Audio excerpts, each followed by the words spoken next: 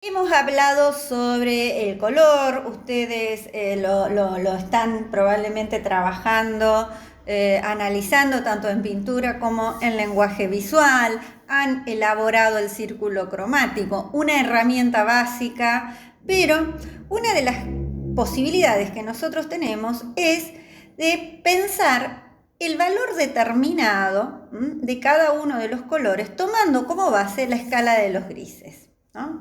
Entonces, a partir de escalas convencionales de grises, se obtiene y se aplica en el estudio, en el análisis de las imágenes visuales, lo que se llama clave tonal, ¿no? La clave tonal sería, podríamos decir, un plan, ¿no? Un plan de valores ordenados armónicamente a partir de una escala de 9 valores. Son valores, son acromáticos, es decir, hay un ordenamiento sistemático de esos valores. ¿Qué era el valor? Habíamos dicho, es el grado de claridad u oscuridad, o sea, la altura lumínica o la cantidad de luz reflejada por una superficie. El valor no es condición única de los grises, ojo, ¿no? Que resultan de la mezcla del blanco y del negro, sino de los colores. Es decir, que toda aquella superficie que refleja más o menos luz me está hablando de valor. Según la proporción de luz reflejada, pueden percibirse valores altos, me refiero a los claros, valores intermedios o valores bajos. ¿Cómo se ordenan esos valores de grises?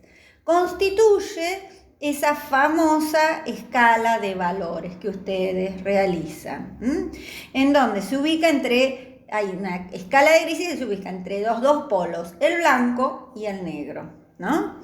El clima dominante de la obra es la síntesis de todos los valores lumínicos que yo percibo, mientras que el grado de contraste se establece a partir de los niveles y la relación entre los valores extremos.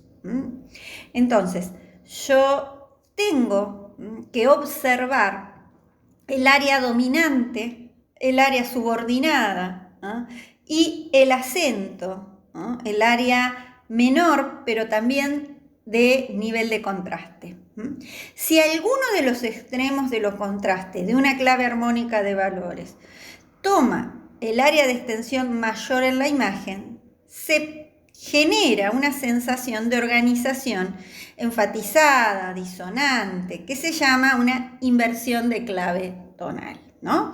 Entonces, ese esquema que ustedes hacen, ténganlo siempre en cuenta, y le comparto también lo que es la tabla de isovalencias. Les dejo el tríptico cerrado, ¿no? Esto que hablábamos de los formatos elegidos por los artistas, en este caso es un tríptico cerrado del Bosco, ¿no? Fíjense cómo trabaja desde lo acromático, pero va a ir generando estos distintos valores. Incluso pueden, si ustedes quieren, hacer el ejercicio de a qué valor corresponde cada zona y cuál es la zona que ocupa mayor valor.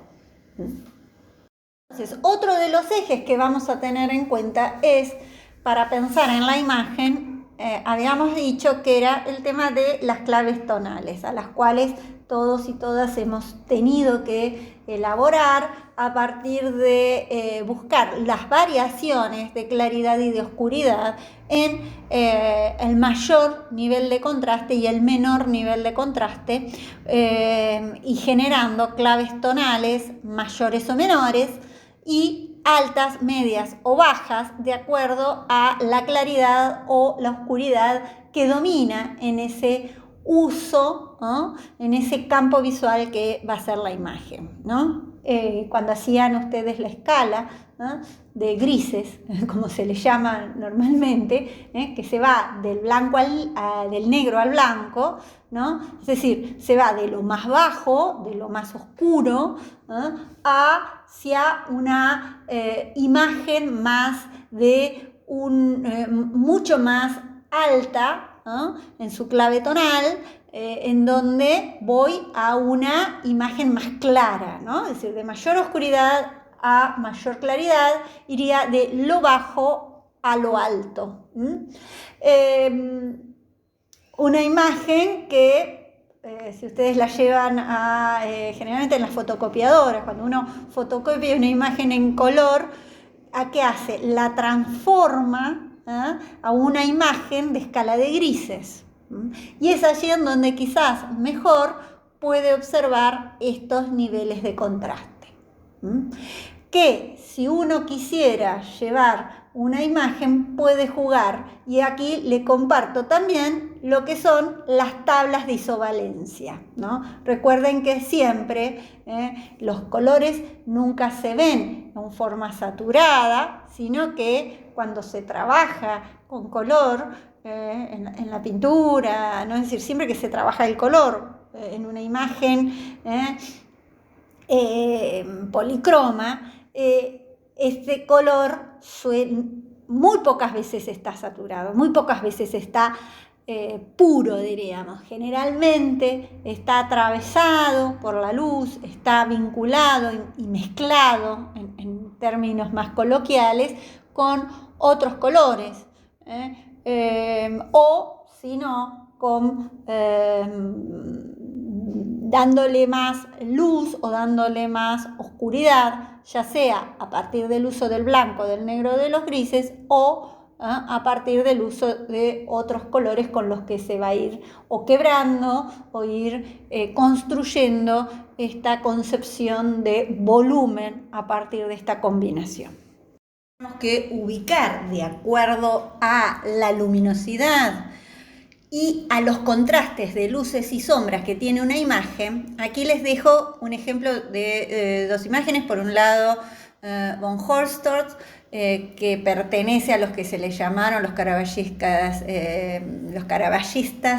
de Utrecht, porque recuperan esta tradición que se da en el arte barroco a partir de utilizar el modo de utilizar la luz en las obras de Caravaggio. Ellos recuperan eso y fíjense cómo juega con los contraluces también, ¿no? ¿Dónde ubica la luz? Es la luz que viene del centro, y le da un dinamismo y un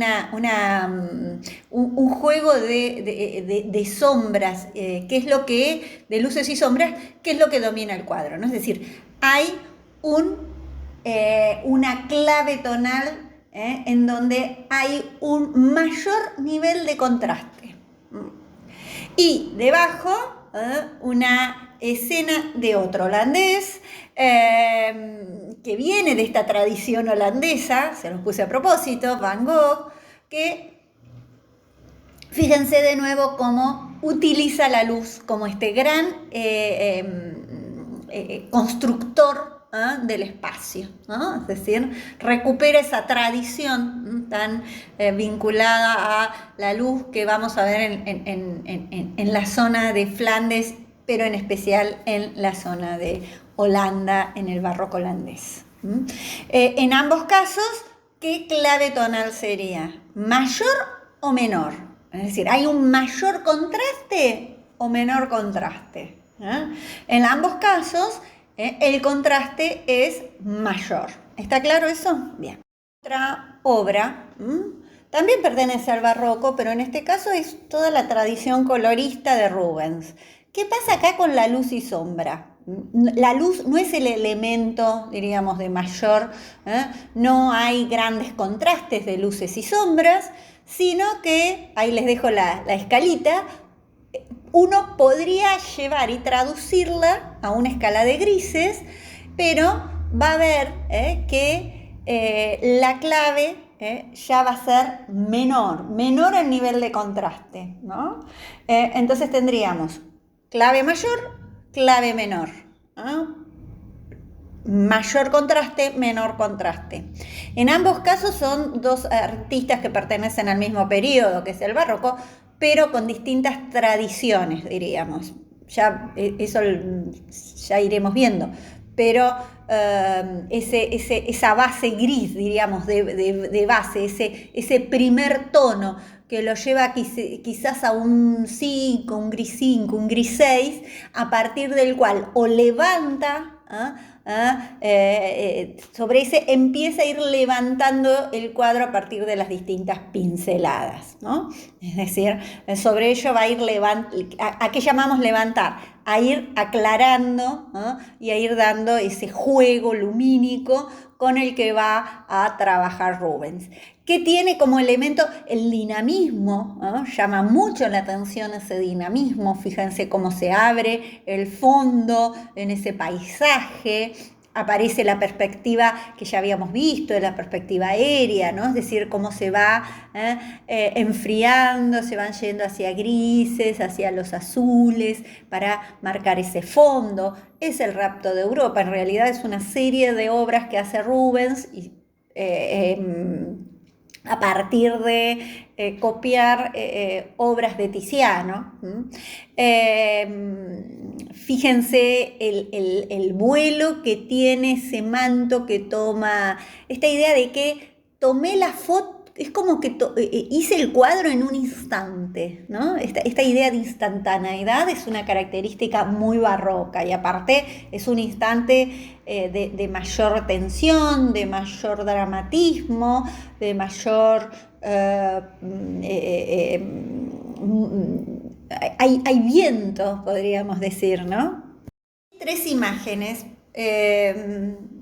no son pinturas, una de ellas es una hoja de un libro miniado, ¿no? De estos libros que se utilizaban, que era un libro un pontifical que se le había hecho a Guillermo Durán, que había hecho Guillermo Durán para don Luis de Acuña, que era un obispo. Aproximadamente está datado en el 1400, pero más allá de que estamos en formatos pequeños, yo lo que quería marcar es la clave tonal, ¿no? Es decir, domina en esa crucifixión una clave tonal alta. Entrecierren los ojos y fíjense cuál de los grises estarían dominando. Luego dos grabados, uno de Alberto Durero, se ve claramente el anagrama, la fecha de realización, en donde ustedes pueden observar que está jugando en una clave intermedia, domina esa clave intermedia, no hay grandes contrastes.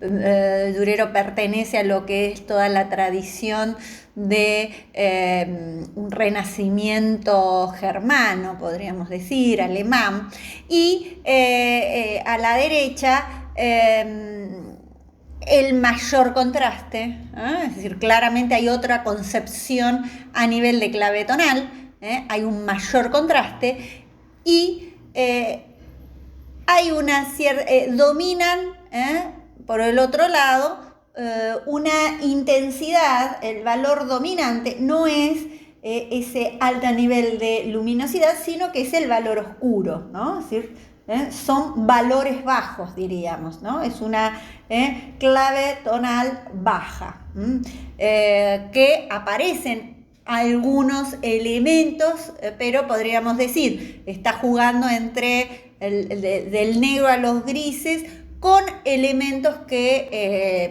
van marcando este alto contraste. Entonces, por un lado, el nivel de contraste de luces y sombras, y por el otro lado, ¿qué domina en esa clave tonal? ¿No? Es decir, el valor dominante y los subordinados.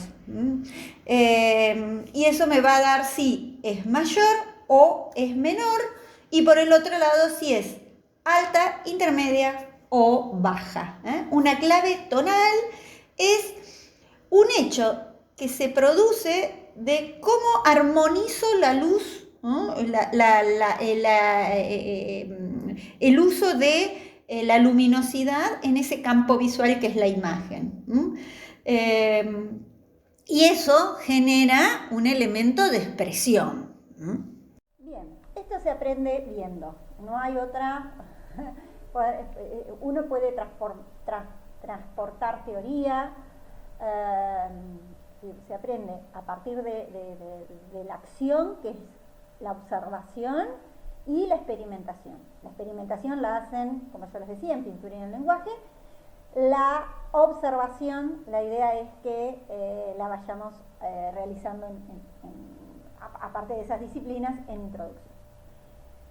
Fíjense que es la misma obra. Ustedes van a decir, bueno, está invertida. En el caso de la litografía es una técnica de grabado basada en donde se dibuja sobre piedra. El lito es piedra, ¿no? Y luego se imprime, es decir, la matriz es la piedra, y luego eso que se dibuja se imprime y bueno,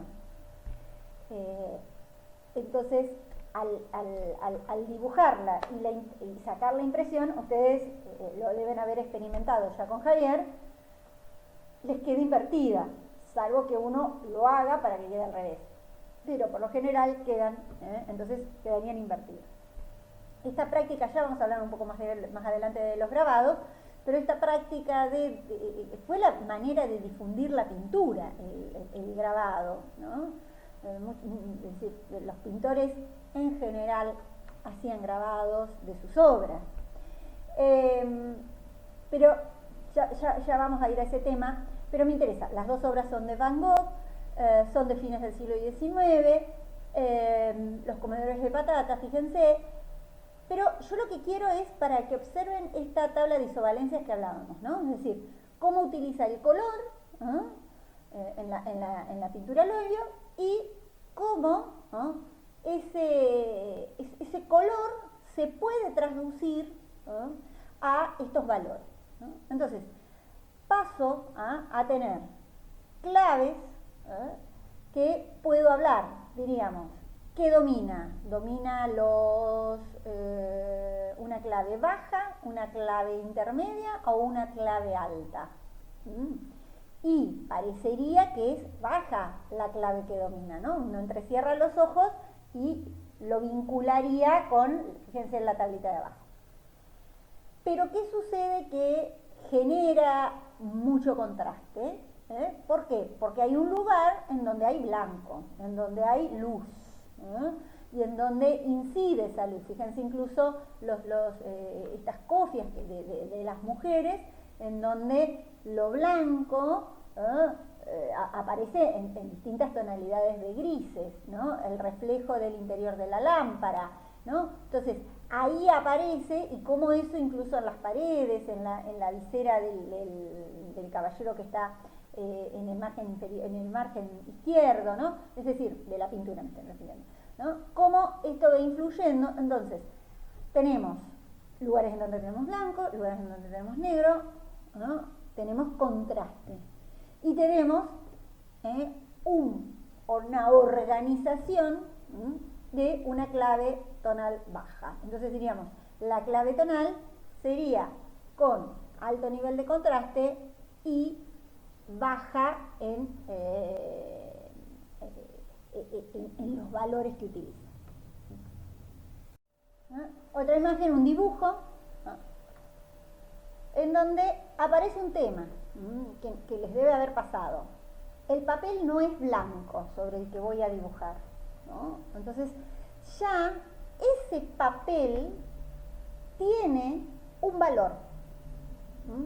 Ya no es lo mismo trabajar sobre un papel madera, diríamos un misionero, llevado a lo que ustedes trabajan, a trabajar sobre una hoja blanca, ¿no?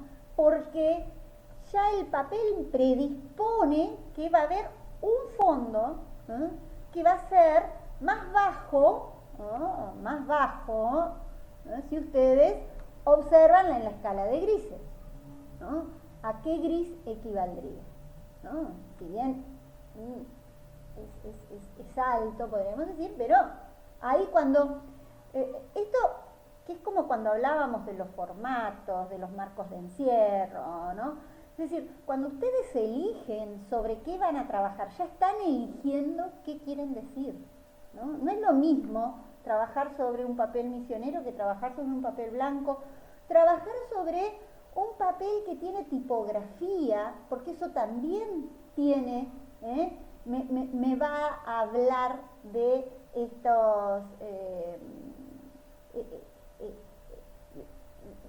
me va a incidir en la luminosidad que tenga la imagen, me va a incidir en la clave tonal de la imagen, ¿no? Es decir, si tiene, traten de observar un papel con tipografía y sobre él trabajar. A veces uno lo ha hecho a la experiencia sobre diarios, ¿no? Ahora ya casi nadie usa diarios, pero sobre los diarios, que eran blancos, pero que no era un blanco sucio, diríamos, un blanco un poquito más bajo que un blanco puro, y a su vez tenía la tipografía. Y eso marcaba, de acuerdo a la distancia de la letra, un nivel de gris, podríamos decir, que incidía en lo que voy a hacer, ¿no? Entonces, sobre la imagen, fíjense cómo, bueno, va jugando con las líneas para armar texturas y para armar valor y para armar volumen, pero ¿qué usa? Usa un crayón blanco para marcar, es decir, voy a necesitar para hacer este alto nivel de contraste ese blanco que lo tengo que poner, ¿no? O que, bueno, podría hacerlo pegarle un papel también, ¿no? Pero ese crayón blanco, junto con esas distintas tonalidades de grises que se van hacia el negro, es decir, van marcando, ¿no? esta clave tonal de la composición, ¿no?